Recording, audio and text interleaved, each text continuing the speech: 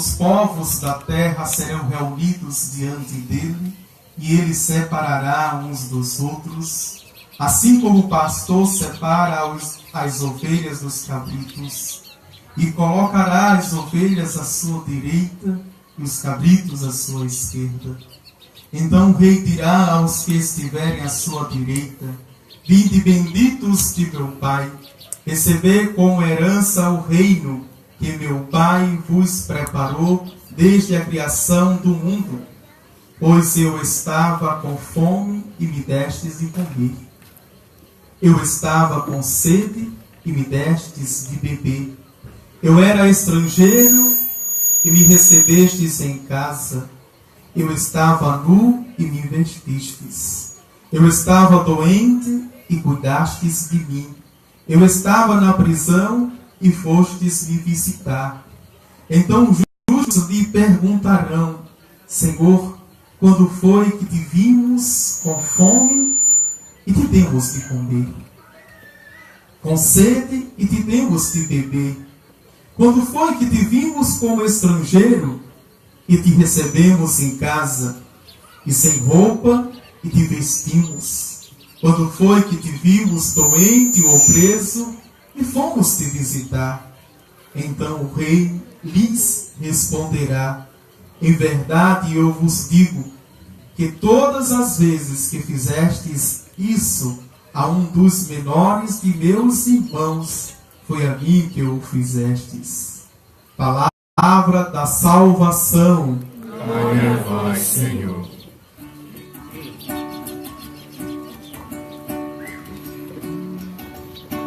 Ouvindo, Espírito Criador, as nossas almas visitai, enchei os nossos corações com vossos dons celestiais.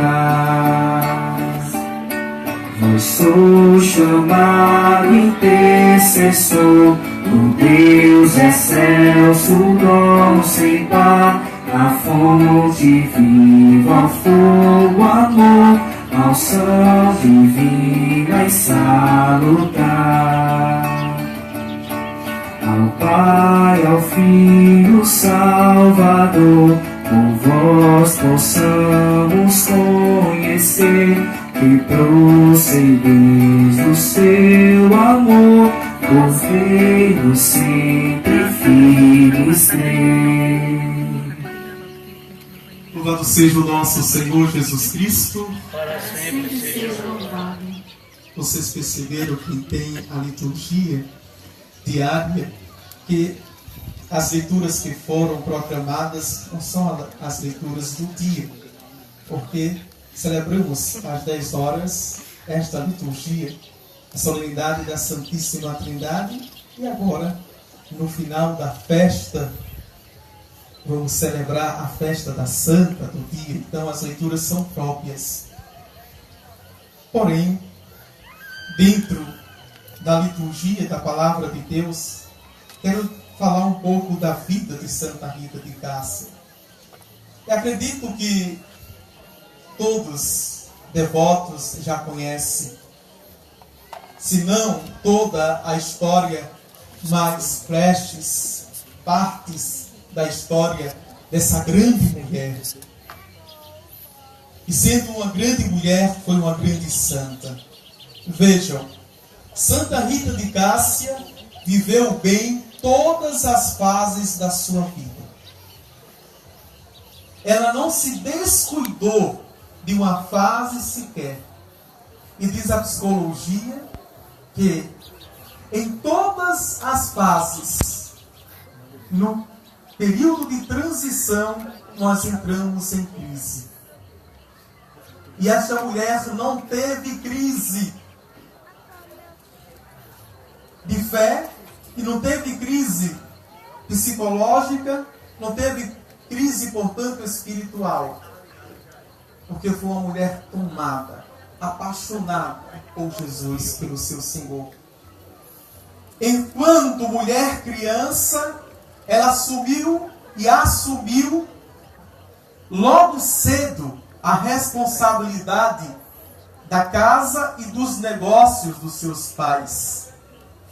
É sabido, portanto, que os pais, já velhos, sem conseguir ter filhos, suplicou a nosso Senhor. E Rita foi uma graça na vida daquele casal, já em idade avançada. Olhe para Santa Ana e São Joaquim, também velhos, e suplicaram a Deus, e Deus concedeu Maria de Nazaré. Olhe para Isabel e Zacarias, também na tenra idade, Deus concede, não é? João Batista. Olhe para Abrão e Sarai, que depois foi Abrão e Sara. Na sua velhice, Deus concede quem? O Isaac.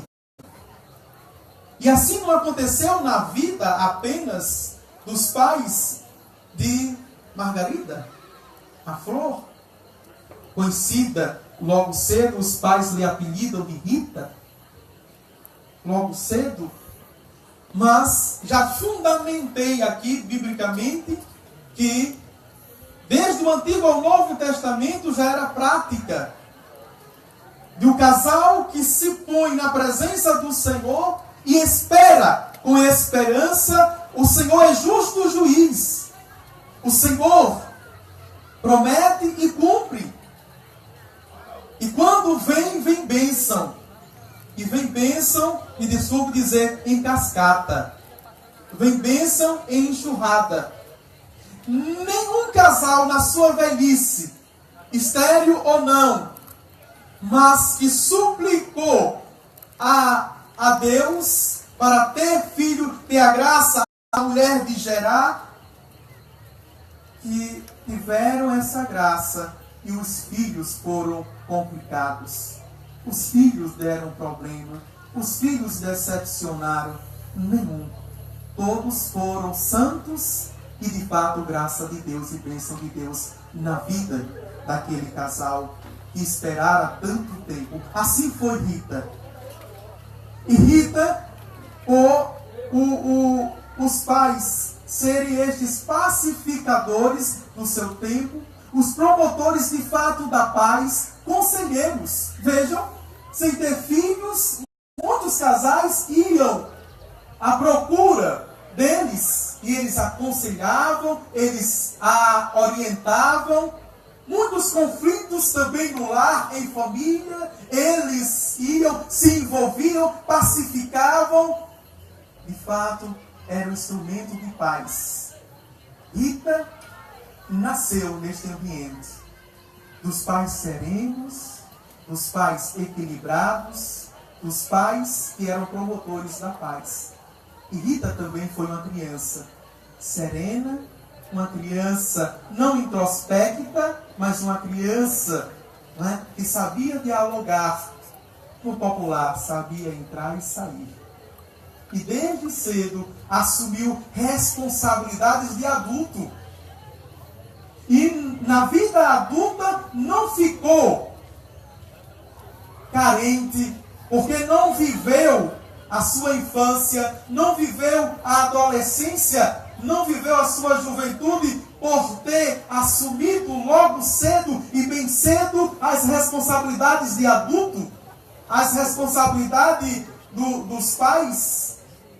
Era uma menina encantadora, dizem os historiadores. Era uma menina que logo cedo ficou conhecida, popular na região, não apenas no lugarejo, mas em toda a região, porque logo cedo ela demonstrou a intimidade com Jesus.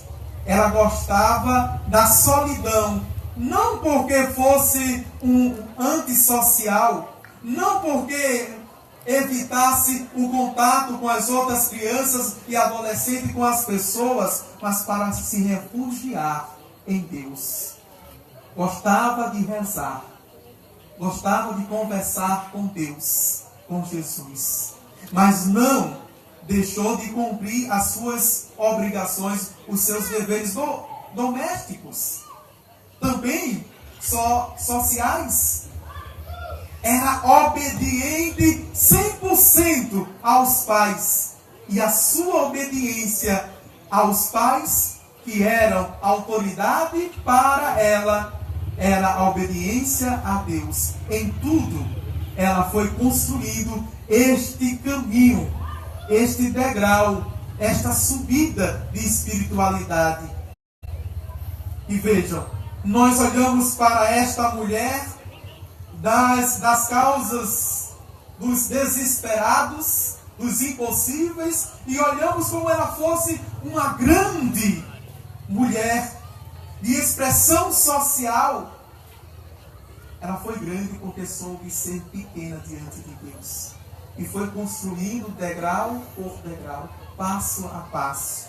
Chegou na sua adolescência e viveu bem todo o período, guardando a castidade. Ela sonhava ser esposa unicamente de Jesus. Que Jesus fosse o esposo da sua alma. E quando seu pai, muito velho, não querendo deixá-la apenas com a sua herança, mas dando-lhe um companheiro, e como todos os pais vendo o melhor e procurando o melhor para a filha, viu logo um nobre daquela corte, não é? Um soldado, portanto, que tinha grande influência na corte, mas o pai não sabia que aquele depois viria se revelar um grande violento, tanto para a sociedade quanto para a casa.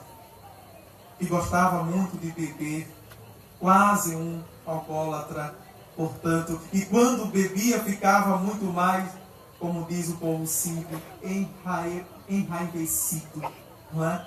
Violento, portanto. Estranhava Rita, estranhava os filhos, estranhava os superiores, e com isso ele atraiu muitos inimigos revoltos contra ele. Porém, quando Rita ficou sabendo que o pai já havia paz, ela tinha um momento de solidão com Jesus. Criara no seu quarto a sua cela interior. Também, enquanto esposa, foi a mesma coisa. Cuidando do esposo, cuidando do lar, cuidando dos filhos quando nascera, ela criou também esse espaço reservado somente para Jesus e para ela. Vejam, mulheres, que é possível. Vejam, jovens, que é possível. E Rita não é apenas modelo, testemunha para as mulheres, mas para todos os estados de vida e todos os gêneros, portanto, é para todos nós. Porque busca com integridade e honestidade estar na presença do Senhor. E ela dizia que a força dela vinha justamente para aguentar toda a dor, todas as intempéries da vida, todas as dificuldades, todos os conflitos criados por seu esposo, porque ela estava na presença do Senhor. E se lhe tirasse isso, ela perderia tudo. Tudo viria abaixo. Ela viveu muito bem, varando o tempo da sua juventude, que ela desejava e nutria no coração de dar o melhor de si. Não é assim que os jovens pensam, né? Que o melhor de si é a sua juventude e não dar para Deus, dar para o mundo. Rita nutria. E o grande projeto de vida dela era dar o melhor da sua existência a Deus. Toda a sua vitalidade, toda a sua potencialidade a Deus. E isso lhe foi roubado, lhe foi tirado. Mas ela foi tão humilde e se inclinou diante do desejo que não era dela e viveu bem na presença do Senhor. É possível fazer no estado de vida de escolha ou não fazer a vontade do Senhor. E Rita, para nós, nos é testemunha autêntica e exemplo para todos nós. Viveu sendo mulher casta, sendo mulher esposa, sendo mulher filha também. Viveu a obediência. E com isso, quando viu em uma das cenas a irascibilidade do seu esposo quando chegou em casa, bêbado, em conflito, e viu o surto que ele teve de ira, ela, a partir daquele momento, dobrou os joelhos e pediu ao Senhor a sua conversão. Era uma oração incessante de Rita, a conversão do esposo.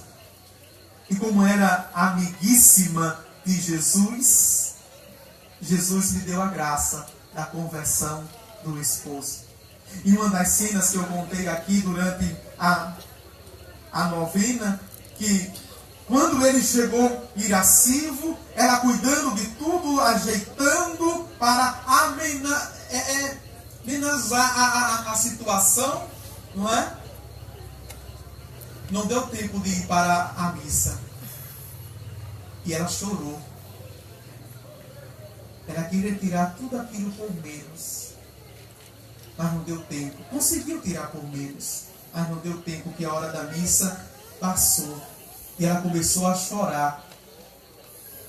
O José Fernandes, que nunca era sensível, quando viu a esposa chorar, de fato, não é teatro, mas verdadeiro, o amor que sentia por Jesus, ele de fato ali foi uma luz que acendeu no seu coração, reinflamou o seu coração, para que ele entrasse num processo de conversão. Vejam os desígnios do Senhor. Vejam os desígnios do Senhor. Por isso que a leitura de Pedro diz justamente, esta mulher, não é, que é justamente justa diante de Deus, que reza pelo seu esposo, que reza por sua casa. Essa mulher que é prudente e tem o discernimento dos espíritos. Vale a pena, padre? Quantas mulheres dizem, padre, eu amo o meu marido, eu amo o meu esposo, mas não aguento a cachaça dele. Não aguento, não é, a ignorância, não aguento a violência. E Rita, é para você hoje que disse isso, muitas vezes, ela não escolheu, você escolheu. E ela não escolheu. E no entanto aguentou até o fim. Foi na presença do Senhor. Não lutou com as suas paixões. Não lutou com as suas forças, mas soube dobrar os joelhos na presença do Senhor e lutar com o Senhor para a mudança do outro. E quando ele deu uma brechinha assim, Deus invadiu a sua vida. É assim. Quando nós pedimos a conversão e que nossa oração é autêntica e justa, o Senhor só espera a mínima abertura da vida do outro para agir. E por caminhos, muitas vezes, que nós não acreditamos. As lágrimas de Rita, mostrando a paixão pela Eucaristia, foi uma chama viva no coração do seu esposo. Ela chorara porque fizera tudo e não deu tempo de participar da missa. E aqui eu já aproveito o gancho, né? Quantas missas já perdemos? E a nossa desculpa é, não, mas amanhã tem missa. Eu posso ir amanhã. Ou próximo domingo tem missa. Eu posso ir no próximo domingo. Vejam, essa mulher que queria crescer na fé e na espiritualidade. No mundo hoje que as pessoas, não é, relativizam, banalizam, prefere tantas festas, prefere tantas coisas do que a presença do Senhor. Vejam, e padre que fala disso é bobo, viu? Padre hoje que fala de Jesus Cristo, de céu e de eternidade, é um padre besta, é um padre bobo, não é? Padre tem que falar de ações sociais, padre tem que falar de ideologias, padre tem que falar de política, padre tem que falar de economia. Não foi ordenado para isso. O padre foi ordenado para falar dos céus, para falar de Jesus Cristo. para falar da eternidade. O padre foi ordenado para rezar. O padre foi ordenado para promover os sacramentos. O padre foi ordenado para ser sinal da eternidade aqui e dar uma outra realidade a este povo que está submerso e imerso a uma realidade tão cruel e tão difícil. O padre é ordenado para ser esse sinal de esperança no meio do povo. Tem que dialogar? Tem. Mas jamais o padre tem que fazer, não é, Francis? O papel de Francis, que é prefeito. O papel dos secretários. O papel de um assistente social. Vejam, um papel de um enfermeiro. Sei lá, qualquer profissional. O padre tem que se pôr no lugar dele e ser esse sinal de Deus. E por isso tem que, às vezes, lutar contra a correnteza de um povo pagão, de um povo ateu, infelizmente, um povo secularizado, indiferente e distante de Deus. Mas primeiro ele tem que ter esta radicalidade e esta unidade com Deus. Me desculpe dizer, se existe padre que tem, não é, somente a aparência, esse padre não vai ser sinal de Deus e dos céus, da eternidade de Jesus Cristo para as pessoas, porque as pessoas sentem cheiro de Deus e percebem quando a coisa é verdadeira ou quando a coisa é falsa. Moeda falsa, o povo sempre, não é, logo descobre. Vejam, Santa Rita é também testemunho para mim de fidelidade, de viver bem. E ela conseguiu diante de Deus a conversão do seu esposo. Porém, tem um pensamento que diz assim: Deus perdoa sempre, os homens às vezes, a natureza nunca perdoa. E todos aqueles amigos que Fernando conquistara, mesmo convertido, os amigos armaram uma cilada, uma emboscada e mataram violentamente Fernando. Mas ele morreu já convertido. E os filhos gêmeos já estavam crescendo, vendo a barbaridade que aconteceu com o pai, foi nutrindo a ira e o instinto de vingança.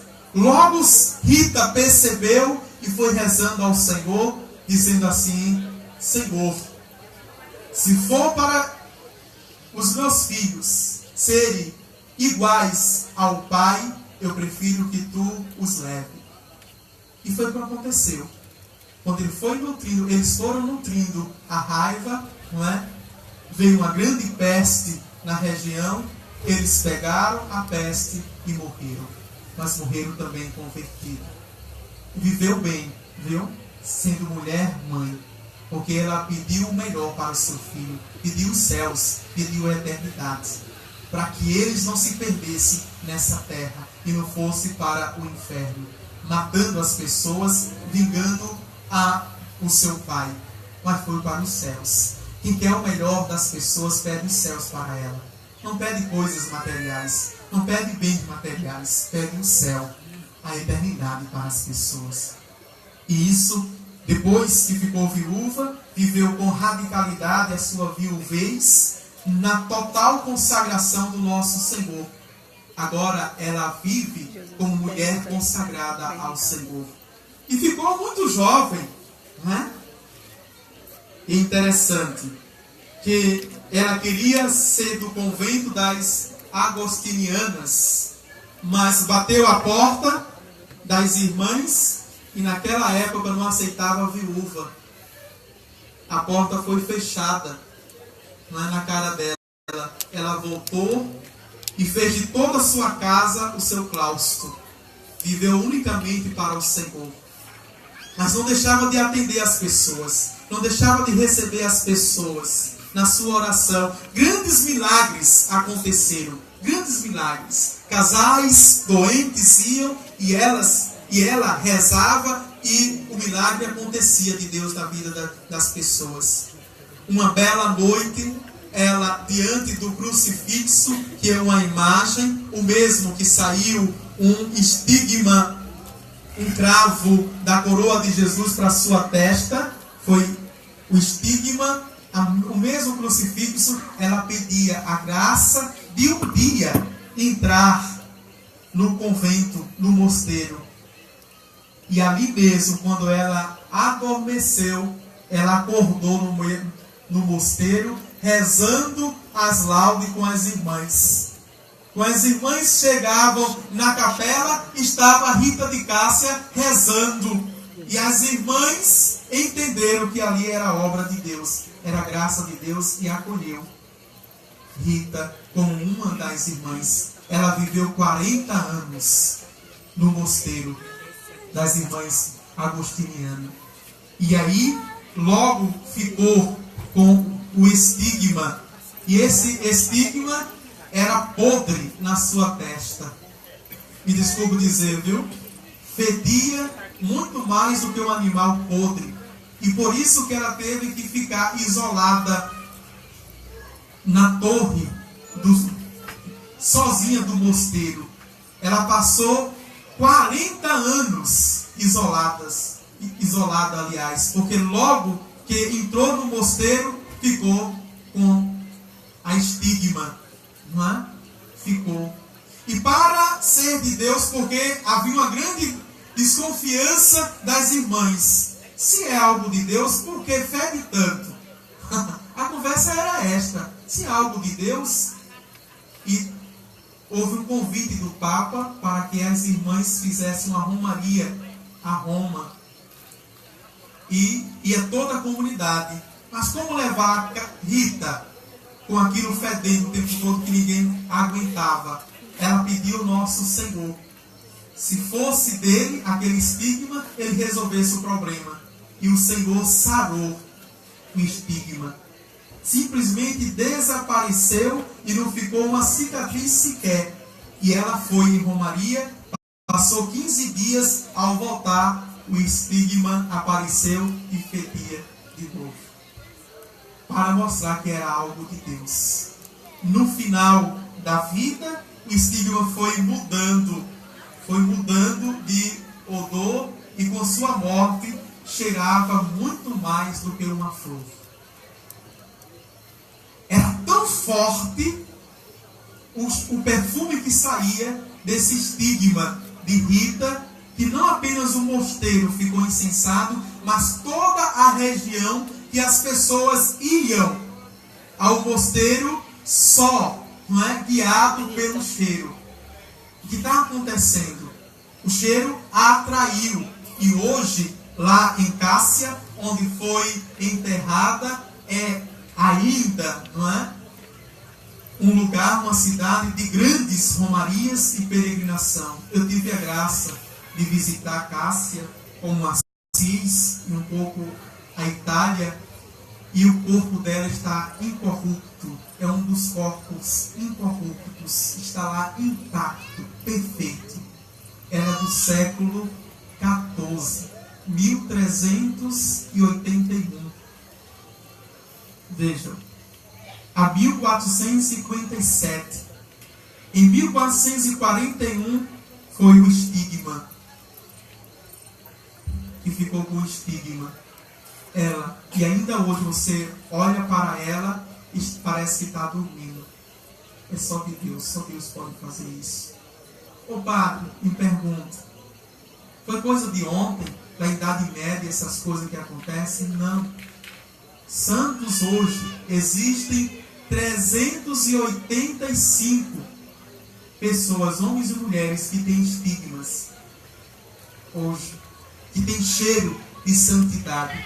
Não é coisa, santidade não é coisa do passado, é coisa atual, que a palavra de Deus ainda se faz e refaz nessas pessoas. Agora você precisa rezar, você precisa amar. Uma dica bem prática, você quer ser santo? Ame. E não comece a se amar ou amar o outro. Ame primeiro a Deus. O amor que você ama a Deus, você vai se amar e amar ao outro. É ser santo, crescer no amor. É isso que faz a gente se voltar para as pessoas.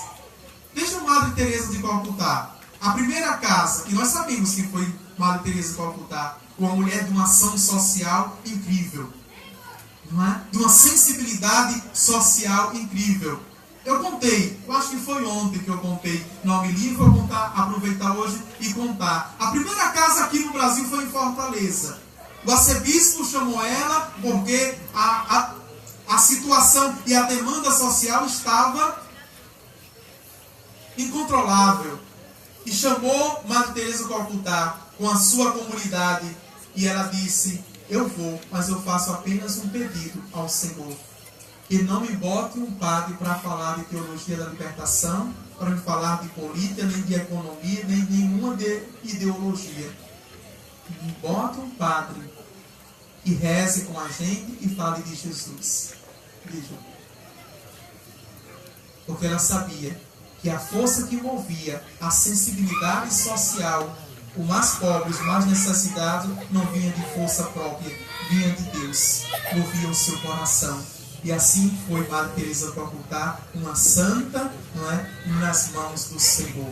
Louvado seja o nosso Senhor Jesus Cristo. Creio em